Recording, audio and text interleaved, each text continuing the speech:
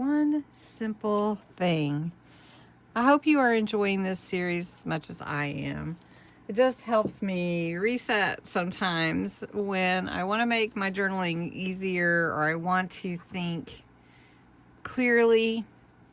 Sometimes all the input from all the ideas can overwhelm a person, and I have a ton of ideas, believe me, but sometimes we just need to focus on one simple thing. So that's what we're doing in this series, and today's one simple thing is adding a date or a word, something that's meaningful to you. So in other sessions that we've done, we've just maybe made the background page. Maybe we just added, like here, I just added torn paper, or I added a little tuck here with torn paper. But I didn't really add anything else because that wasn't the purpose of that particular session. So now add a date, add a meaningful word. So I'm just going to pull this out here. This is just a little tuck that I created with this torn edge pocket. And I have some really fun words that are part of my kit. So I'm just going to pick Let It Snow because we have seen no snow. Just to let you know, we did have a bit of cold temperature. And then we've had kind of fall springy weather, and that's okay. I mean, I'm not really minding that we're not having the really cold temperatures and everything, but the snow is pretty, especially around Christmas, and that would have been nice. But so let's add Let It Snow, since this is all snowflakes right here. That does mean something to me.